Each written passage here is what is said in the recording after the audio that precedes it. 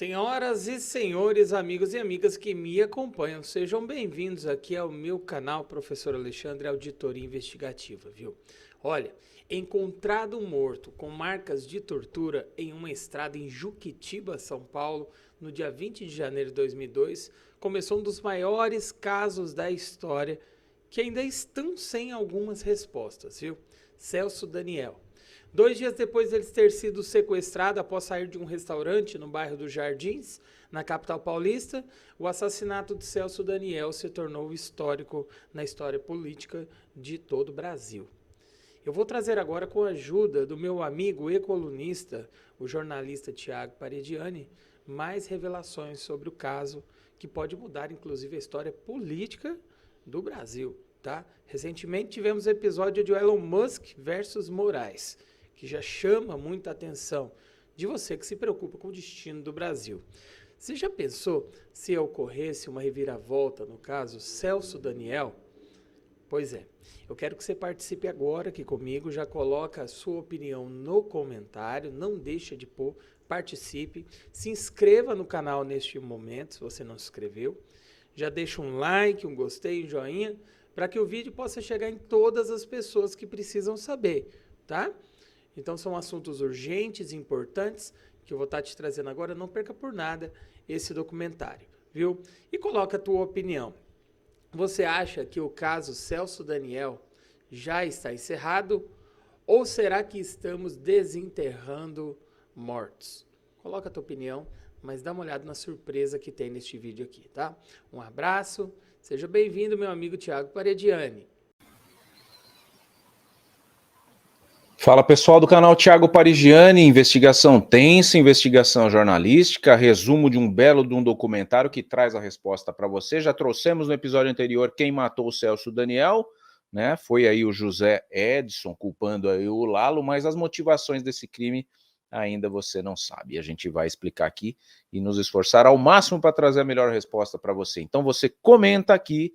Se você sabe quem matou o Celso Daniel, você já sabe, a resposta está no episódio anterior, mas a motivação desse crime foi um susto, foi político, foi um crime urbano? Me responda aí, deixa no seu comentário, deixa o seu joinha, se inscreva no canal e deixa aí o sininho ativado para você receber sempre as últimas novidades desse canal que quer apurar o Brasil mais limpo, a notícia transparente. Então vamos lá, tudo se encaminhava para um desfecho, né, desse crime, só que aí dia 24 de setembro de 2002, né, alguns meses aí, foi em fevereiro que foi encontrado o corpo, foi em janeiro, 20 de janeiro encontrado o corpo, 24 de setembro de 2002 vem um depoimento bomba após uma fuga cinematográfica de um presídio aqui de Guarulhos, né, na cidade onde a gente está.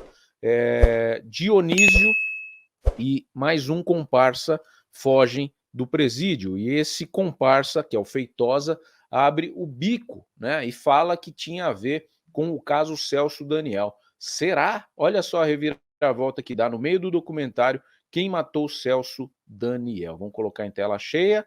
Fala aí o Feitosa. O que ele fala? Olha, então você vê aqui o Dionísio, que era um bandidaço, fugiu desse presídio com um helicóptero, né, sequestrou, deixa pausado aqui.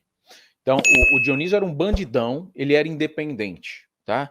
No dia da fuga do presídio de Guarulhos, 2 bandidos amigos do Dionísio renderam um piloto de helicóptero, esse piloto foi obrigado a pousar no presídio, o Dionísio já estava esperando o helicóptero, entrou no helicóptero, era para levar um outro comparsa, esse outro comparsa, achando que o helicóptero era de uma facção, acabou fugindo para dentro do presídio e ficou lá o Feitosa, que falou, leva eu para o Dionísio levou o Feitosa e contou toda essa história, que era uma versão que a imprensa estava cogitando.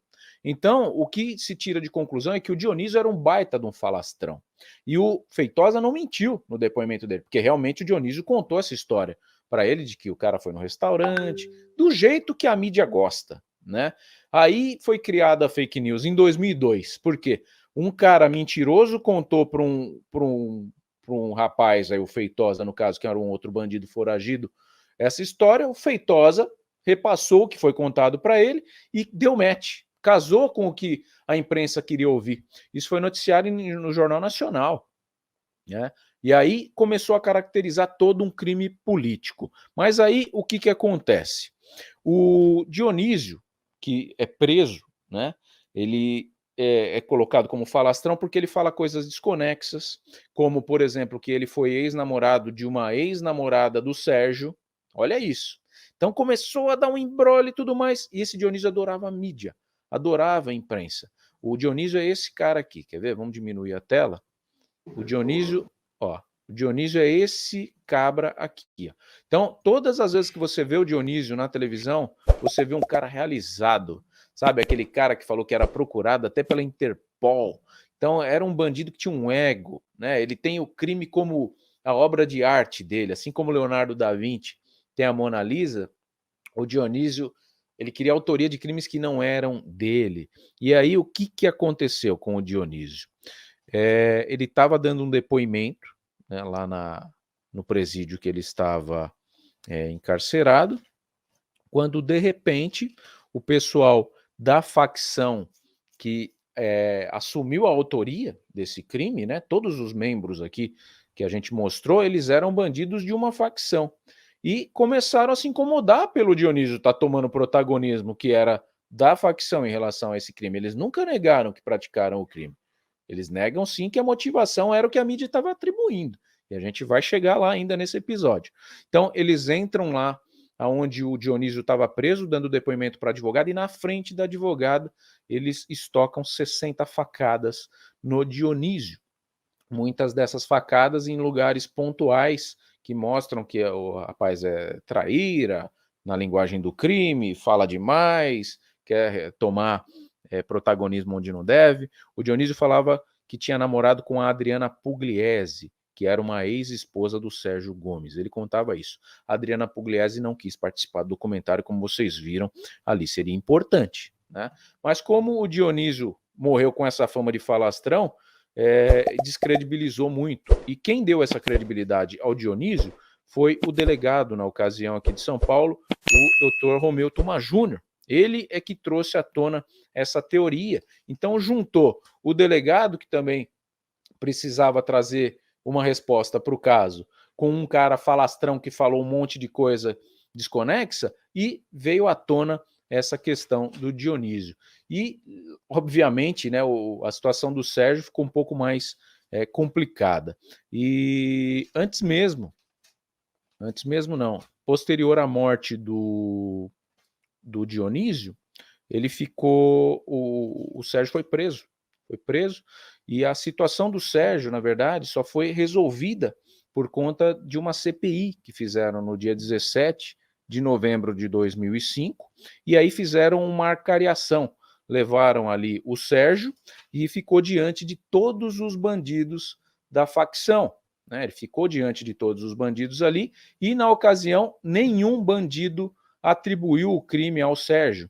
Então isso fez com que o Sérgio fosse libertado. Todos esses bandidos aqui, ó, todos os membros da quadrilha, liderada aqui pelo Monstro, ficaram de frente com o Sérgio nessa CPI. A gente tem aqui, ó, o Sérgio preso. Um esquema de corrupção de Santo André e tentou desmontá-lo. Isso feriu os interesses, em especial do empresário Sérgio Gomes da Silva, que é um dos denunciados nesse esquema, formalmente. Isso é o Ministério Público, né, o promotor? Ele antes e depois, né, no documentário, então ele falando que o Sérgio, né, foi um dos indiciados, e posteriormente, o Sérgio preso aqui, você vai ver o trecho do filme.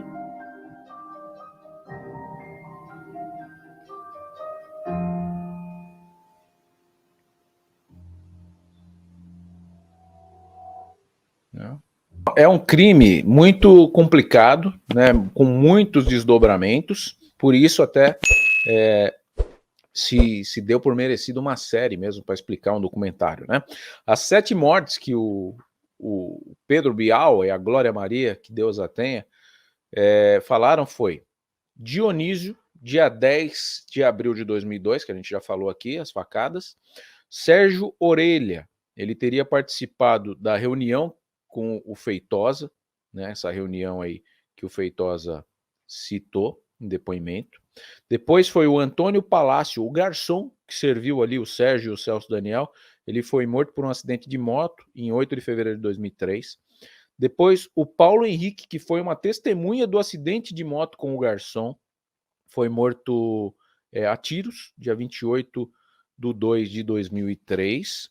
Depois morreu também Otávio Mercius, né, dia 5/7/2003, era um investigador apaisano que teria ligado para o fone do Dionísio. Ele foi morto por bandidos disfarçados de policiais federais.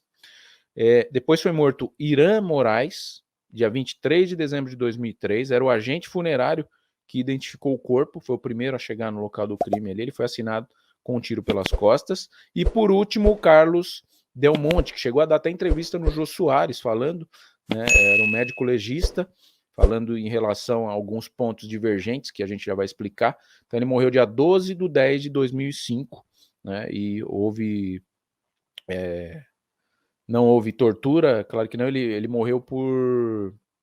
Ele falou que houve tortura, né, na questão do Celso Daniel. Ele morreu por uma combinação de remédios que ele teria tomado, ele era médico, né, então teve acesso a esses remédios e se matou, foi encontrado morto no seu apartamento. 1 mês e meio após ele depor e 3 anos e 9 meses após o crime. Morreu aos 55 anos o Carlos Del Monte. Foi a morte mais emblemática aí, né? E deixou uma carta atribuindo que não resistia o fim de um relacionamento com a ex-esposa. Então, talvez atribuíam ao crime, mas ao mesmo tempo eles ficavam desconexos, né, dessa questão aí. O Ronan, que você vai ver aí, o Ronan Maria Pinto, é o dono do Diário do Grande ABC, e ele tinha ligação muito forte com o Sérgio. Foi investigado numa CPI, essa CPI aconteceu 17/11/2005, e foi a CPI que inocentou o Sérgio, porque todos os bandidos falaram: doutor, tira daqui, esse cara não tem nada a ver com o crime, não sei o quê, o crime foi nosso, tarari, tarará. Tudo levando a crer que era um crime urbano realmente. Aqui é o depoimento do Ronan, o Ronan Maria Pinto, eu deixei só em foto aqui para ele poder também estar registrado aqui na nossa videoanálise, né? E aqui finalmente o Celso Daniel. Mas o que muda tudo é: os presos não atribuíram o crime ao Sérgio, né? Os presos em nenhum momento falaram: esse cara tinha uma mala de dinheiro para me dar. Eles isentaram completamente o Sérgio de qualquer responsabilidade. O Sérgio posteriormente morre de câncer, tá? Mas ele morre muito grato a esse advogado aqui, que foi quem o defendeu, e fala uma frase muito emblemática para ele, que fala: doutor, muito obrigado, esse aqui, ó, muito obrigado por me permitir morrer inocente. A defesa dele. E você sente muita verdade, tanto no depoimento do advogado, do Sérgio, você não sente verdade, porque você sente um cara bem perturbado com toda essa situação, né? Então, eu não consigo falar que o Sérgio não teve nenhum por cento de culpa. Não consigo, né? Porque a fala dele atribui um pouco de bagunça de raciocínio, tá? Então, a conclusão que eu chego desse crime foi um crime político? De todo mundo que fala no documentário, a única que atribui a um crime político é a deputada Mara Gabrilli, que é uma política de direita. E ela atribui o crime com todas as letras ao Lula e ao José Dirceu. Mas é a única que atribui. Os demais, Ministério Público, policiais que investigaram, advogados, todos os envolvidos, atribuem a um crime urbano. Foi um crime urbano que deu errado. Não pediram o resgate, não deram a chance de fuga para o Celso Daniel. Eu acredito, a minha versão, que eu pego para mim, foi um susto que não deu certo. Tentaram dar um susto no Celso Daniel, né? Tentaram levar ele, não esperavam que fosse vazar para a mídia do jeito que vazou, e aí é onde entra a não culpa do Sérgio também, porque se fosse para dar um susto, não deveria vazar para a mídia, e pelo depoimento do Sérgio, ele foi o primeiro que gritou: avisem a polícia, sequestraram o Celso Daniel. Então isso também isenta o Sérgio de alguma culpa, porque se ele tivesse num esquema, ele ia ficar quietinho.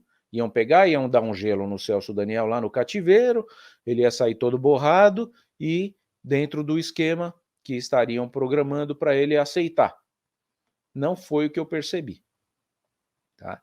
O que eu percebi foi que tentaram dar um susto nele, mas não contavam com a ação do Sérgio, de ter avisado, não contavam com a repercussão de mídia que teve, e no desespero os bandidos foram lá e mataram o Celso Daniel. Fizeram o pior de todos os erros que poderiam ter cometido.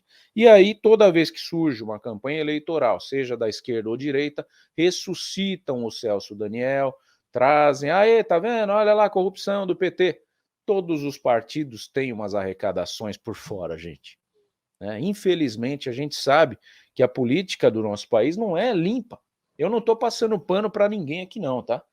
Se o PT fez Caixa 2, tem que ser julgado por isso e punido. E se qualquer outro partido fez, também tem que ser julgado e punido. Agora, é caixa de doação, vem empresário e ajuda, isso a gente sabe que existe. Ah, mas depois vai ajudar e tem interesse lá na frente. Olha o nosso governo. O nosso governo funciona à base de indicação de cargo e verba. O nosso governo brasileiro. O Lula estava agora com dificuldade de aprovar projetos. O que ele fez? Pegou, nomeou ministros do partido do Tarcísio para poder dar uma flexibilizada ali, né? Poder ter alçada de negociação, flexibilizar. Mesmo assim não está conseguindo muito. Está impopular, né? Não está conseguindo governar. As coisas mudaram nesse país e tem que mudar mesmo. A gente tem que abrir o olho para essas situações.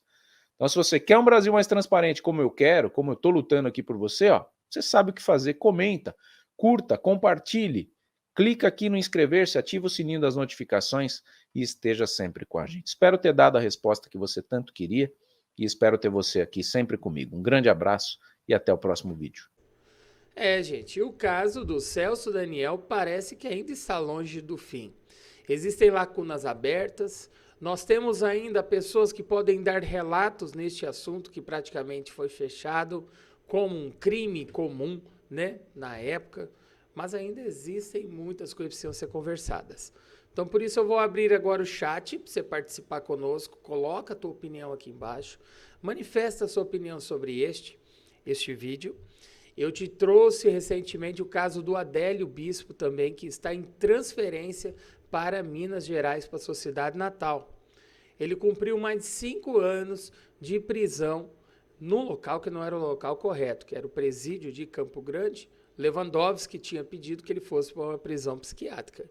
Eu sou da área da saúde, eu sei que existe essa preocupação pela lei antimanicomial, a pessoa ser colocada no local correto. Mas aí, qual que é a sua opinião sobre tudo isso?